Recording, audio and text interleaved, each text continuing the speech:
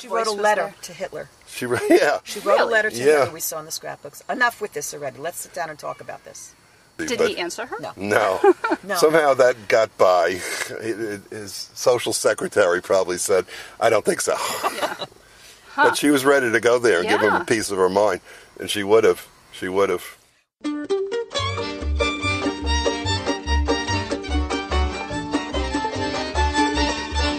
Welcome to the Book of Life. I'm Heidi Estrin. Sophie Tucker was a major figure in the entertainment world of the 20th century. Sue and Lloyd Ecker have crafted a loving documentary and started a series of fictional memoirs that capture the spirit of this larger-than-life Jewish woman. They came to Boca Raton, Florida to screen the film, so I jumped at the opportunity to meet them. We couldn't find a quiet spot in the theater, so we sat down in their van to record this interview.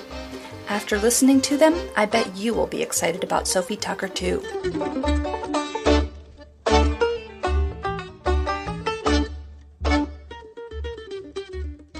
I'm here with Sue and Lloyd Ecker, the filmmakers and biographers of Sophie Tucker. So I've just been to a wonderful screening of the Outrageous Sophie Tucker. Tell us sort of an elevator pitch or a trailer about the movie. Sophie Tucker was an entertainer from 1906 to 1966. She was the biggest entertainer of that half of the century. She worked in vaudeville, in radio, in television, in movies, and in nightclubs. And if you said the name Sophie in 1962, 95% of the people would have said Tucker. She was a trailblazer for a lot of things, but especially for women, because up until her, there was no woman that had ever gone on stage and did innuendo.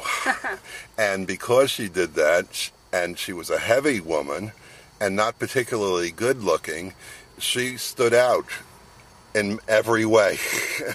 And because of that, and getting arrested a couple of times, she became a phenomena for 60 years of her career. She never had a letdown, she never had a rebirth, she never had a comeback, because she was working every decade for 6 decades. Wow. And her nomenclature was the last of the Red Hot Mamas. So even though she was a heavy woman, her attitude was, I'm sexy, I'm hot, and I give a lot of loving, and everybody loved her. It's all about that bass. Yes, but she also was a great jazz singer and a funny woman, so she was able to entertain on all levels. The kind of entertainer that we rarely see anymore. But Lady Gaga has a little of it, and Madonna certainly has it. And Bette Midler, we know, that's how we all got started on this project. Well, that was what I wanted to ask you, is how did you get interested in Sophie Tucker in the first place? Back in 1973, we were at Ithaca College, and Lloyd's responsibility, being the big man on campus, was to get concerts to the school. And it's September, he has nobody. It's October, he has nobody. We have competition from a little school across the hill called Cornell. And they had 20,000 people who could fit in a theater. We had 5,000 people who could fit in a gym. So we weren't getting the kinds of entertainers. But a promoter called Lloyd and said, I have a cancellation from a musician, a singer, who is up and coming. Do you want her? And he said, yeah, I'll take anybody. Take her. He didn't even know who she was. But he has to find a date for that concert. So he asks me out on our first date, and when we get to the concert, he says, excuse me one second. He leaves me right when the concert's about to start. And the next thing I see, he's up on stage, the lights go on, and he says, ladies and gentlemen, may I introduce Bette Midler? That's my first date. So I figured I'll go on a second date with him. Afterwards, we had dinner with Bette Midler backstage, but during that concert, we were introduced to Sophie Tucker because Bette does a lot of Sophie jokes. Fast forward 35 years, we had 3 kids, and they are all out of the house, and he sells the business that we were running, and now we have financial independence. And he comes home with the check after selling the business. He says, what would you like to do now? And I say, I would like to have dinner with Bette Midler again. And he says, I said, well, why don't we find out who Sophie is, and then we'll make a documentary, maybe we'll write a book, and we'll have that book turned into a Broadway musical, and then a Broadway play will get us the Hollywood musical. Then we'll get Bette Midler to star in that movie, and she'll win the Academy Award, and then we'll have dinner with Bette Midler again. You think big. Yeah. He does. So that's how we got started. And when we first started to research Sophie, there wasn't that much out there. There were 2 biographies, and they were very thin. And that was her autobiography, and that was it. But in one of those biographies, there was a bibliography that said she had left 400 scrapbooks to the New York Public Library. And we went to find those scrapbooks. And it was like the Raiders of the Lost Ark, because they were buried under a tarp in the basement behind the... It was crazy. And it was very hard to get access. But after we made a very sizable donation to the library to have those books microfilmed, then we had access to them. And money talks. Right. So the end of Sophie's career, those scrapbooks were at Brandeis University, and they were much better preserved. And that's when we found out that people like Tony Bennett and Carol Channing and Kay Ballard and Shecky Green, all of those people had interaction with Sophie Tucker. So that's when we started to do the interviewing of all these wonderful, wonderful entertainers from the early 60s. And from all of the research, we discovered the wonderful person that Sophie was. So, and by the way, with all the research, we did end up writing that book, and it's called, what is it called? I Am Sophie Tucker. We figure we're the 5th ghostwriters of Sophie Tucker. She had original autobiography that was printed in 1945, but she started writing it in 1935, and she got rejected every time she tried for 10 years. Why? And, well, it was a little too risque in those days, and they kept dumbing it down until finally Doubleday finally did it in 1945 with her 4th ghostwriter. So after we researched everything, we realized that about 85% of that autobiography was a fairy tale, and about 15% was real. And so, after all of our research, we wrote another autobiography, unauthorized, and we call it a fictitious autobiography. No, a fictitious memoir, sorry. And we figure that 85% of it is true, and 15% we're not so sure about. And there's enough material to have probably 60 episodes on HBO, too. Wow. Yeah. 1 year for each decade of her career. So, let's see. On your checklist, you've done the book, you've done the movie. What else do you still need to do? Well, we have 2 more books coming. Oh. Yeah. This book is from age 0 to 27. And the next book would obviously be her middle years. And then the last book would be from 50 to about 79 when she died. Wow, so you're being really thorough. Oh, because this yeah. book is, how long is this book? Over 400. 300 pages. Yeah. Okay, so, wow, you're There's not also, leaving anything out. not only that, but it's a great book because there's 193 color pictures or black and white pictures. And there's also enhanced version on the internet. If you go to sophietucker.com, every chapter has videos of the people we're talking about that probably a lot of younger people don't know anymore, or audios of the music we're talking about in this book. And eventually the movie will play out after about 2 years in the theaters. And then it'll go to pay-per-view, and then it'll be on DVD with all kinds of extras. So it's not DVD yet. People can't buy this movie. No, but okay. We hope that the DVD will be after the Broadway play. I can tell you this, though. Believe it or not, there are 3 groups of producers right now that heard about us and are bickering over us. Isn't that nice? Wow. Yeah, so I think this is really going to happen. That's amazing. Yeah.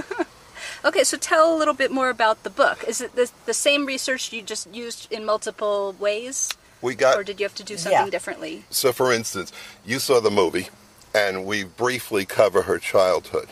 But in the book, we cover the trip from Russia all the way to the United States, her first 8 years in Boston, and her complete childhood. There's 3 parts of the book. One part is her growing up from like around 15 till she leaves home and makes it at the Ziegfeld Follies in 1909.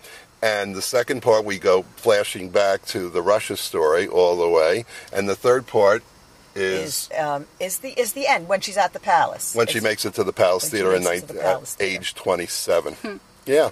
So it's very detailed, and if you ever wanted to know about what it takes to be a star in any time, this is the woman you want to follow the example of. We found Sophie's voice from reading the scrapbooks, and we tried to give that to the audience of the movie to get a feel of who she was. And I think we went more in depth with her voice in the book. Mm-hmm. We hired Shirley MacLaine as a consultant on channeling her voice. The only thing we haven't done is had a seance. She's the last person we have to interview. Well, the interviews were great in the movie. That was really a lot of fun to see all of these people that we recognize.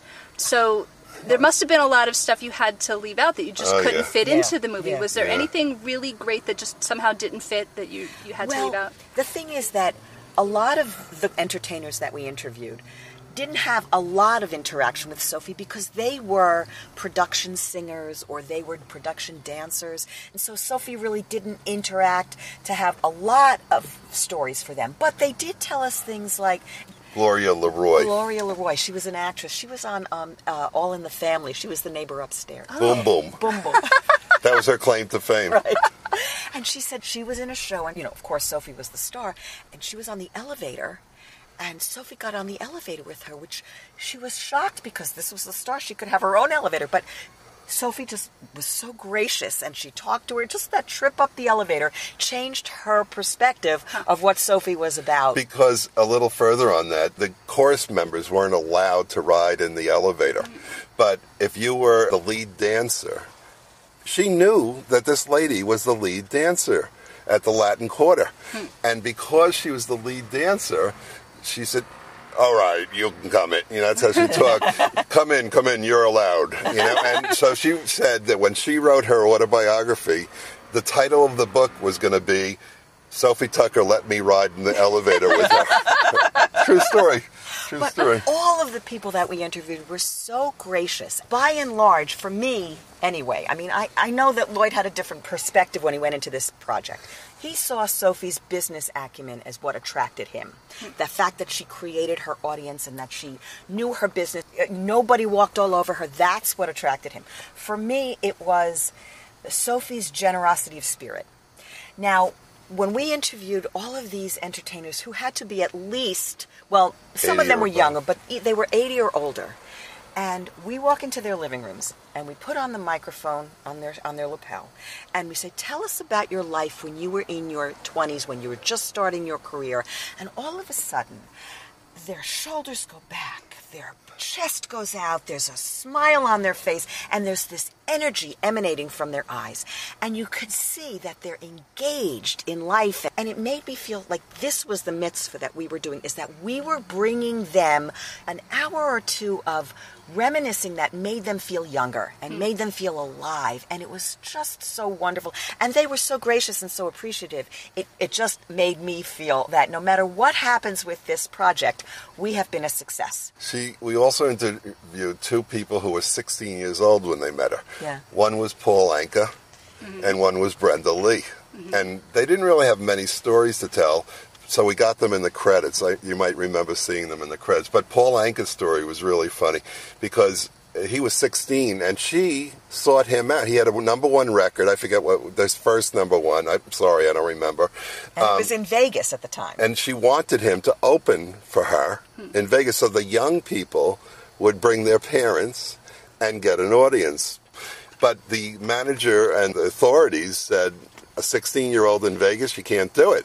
And she signed a paper being his chaperone. And the way that she got around it was that basically after he got off the stage, he had to be on her side the entire week that she was there, or maybe 5 weeks. And so his job was to watch the cigar box when she sold her records, her albums, and her books. And he was in charge of the cigar box full of money. Yes, yes. And we went all the way to Nashville to interview Brenda Lee. Yeah. And we got there, and it was the wrong day. Oh, no. Oh, no. And so then we had to come back the next day. But it was fun because we got to go to the Grand Ole Opry. Never would we have done that. We were forced to take a day off and go do something. I know. That was the day the Grand Ole Opry had 2 Jewish people in the audience. Well, that reminds me, I need to ask you about the Jewish angle, of course. Yes. So, Sophie Tucker was Jewish. Yes. I don't know how much that may have affected her career or her personal life. Can you talk a little about that? I will. I'm going to lead into it with the Brenda Lee story because Okay. Brenda said, and we forgot to tape it, but Brenda said when she was talking to Sophie for that hour, and she was so depressed, so desperate, how can I open for Sophie Tucker? And Sophie said, Brendala, don't worry. So it didn't matter where she was always her Jewish self. But yes, she traveled all over the country. When there was a Jewish audience, she used the Yiddish. She made friends with the local people and would go to their house for dinner and have dinner with them when she came back 6 months later. Just back up a little to tell you that she grew up in an Orthodox Jewish home, but they were in the restaurant business, so they figured they had a pass from God to be open on Friday nights for the actors that came and Saturday afternoons because they had to make a living, and you know, that must be in the Bible. I must have missed that somewhere. You know, she kept kosher till... Hollywood kosher, Hollywood she called kosher, she called it. 2 stories about the high holidays. There's a time that she was supposed to perform during Yom Kippur, and she said, I don't perform on Yom Kippur, that's my holy day. And the manager was going to either fire her or dock her pay. She said, no problem. I'm going to write this little note. My pay is going to be docked because I must work on the holiest day of the Jewish year. You sign this, please, so I can take it to the newspapers, and then I'll work. And of course, she didn't have to work. However, she was in England once, and it was Rosh Hashanah. And she was performing on Rosh Hashanah. And the Jewish audience was outraged. How could you do this? This is the high holidays. Next time she comes back to that theater, oh, Sophie, sing my Yiddish Mama, sing my Yiddish Mama. Oh, no. You want to censor me for working on Rosh Hashanah? I'm not singing my Yiddish Mama. Maybe she sang Danny Boy. I don't know, whatever it was. She wasn't going to give them what she wanted. So everything was always on her terms. But by and large, her terms were Jewish terms. She went to say Kaddish for her parents on their yurt site. If she was in town, she found a synagogue. Yep. So she maintained her Jewish identity, even though it might have been diluted a little bit. There was people like Eddie Cantor, who was very Jewish, and he led the charge to educate people about the death camps. Sophie was on that same committee. George Burns and Gracie Allen were the same kind of people. They even had their own synagogue in New York called the Actors Synagogue. They started it themselves, all of them, and she was one of the founding members. Yeah. I didn't even know about that. Yeah, it's on 47th Street. It's still there. Still there? And in the back, behind the stage, you can see a plaque that says, dedicated by Sophie Tucker. Cool. Yeah. That's awesome. Yeah, and the fact that she had my Yiddish Mama, that was almost the Jewish national anthem throughout the country and even Europe at the time. Somebody had the foresight to put Yiddish on one side and English on the other, and they sold 3 million copies in Europe alone. And then, as a matter of fact, just to show you how powerful it was in every home. And if you got caught in 1936 with that record in your house, that was car fare to the death camps.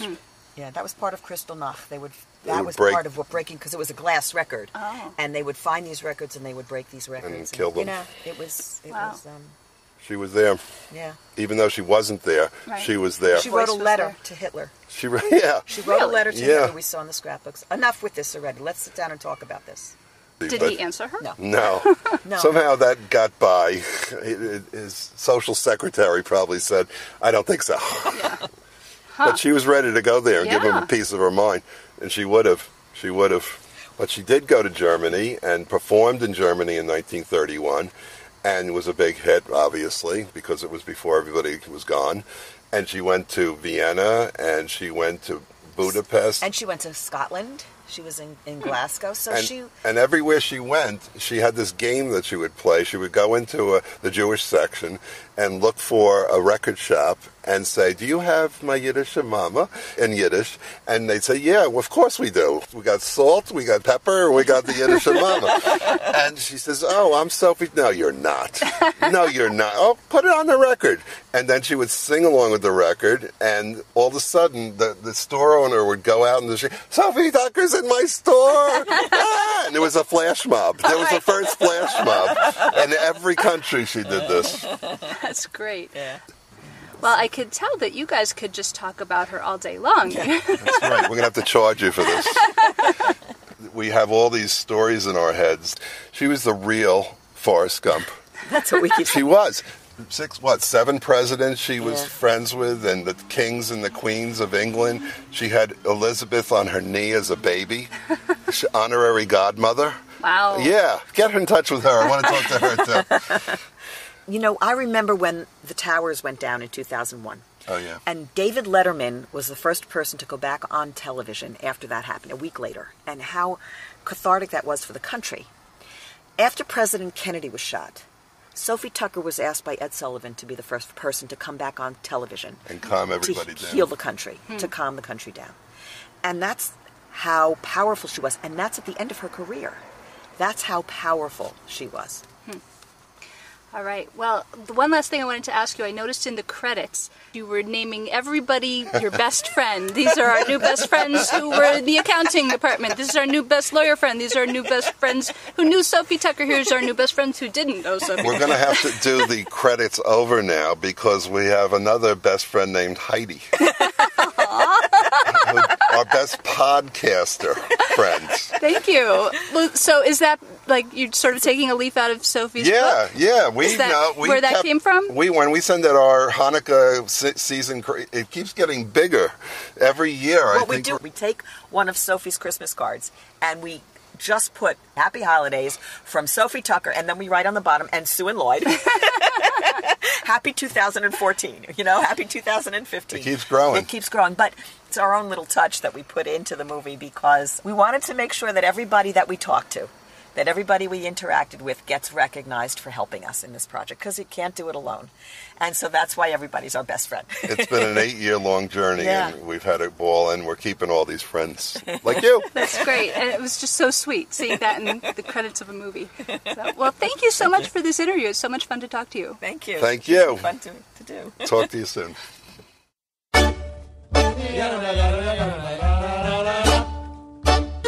If you enjoy the Book of Life podcast, please become a patron at patreon.com/bookoflife. Leave a review on iTunes or a comment on our blog at bookoflifepodcast.com. You can also like our page at facebook.com/bookoflifepodcast. Follow us at twitter.com/bookoflifepod. Email us at bookoflifepodcast@gmail.com or leave us a voicemail at 561-206-2473. The Book of Life is a podcast service of the Feldman Library at Congregation B'nai Israel in Boca Raton, Florida at cbiboca.org and is supported in part by the Association of Jewish Libraries at jewishlibraries.org. Our background music is provided by the Freilach Makers Klezmer String Band. Thanks for listening and happy reading.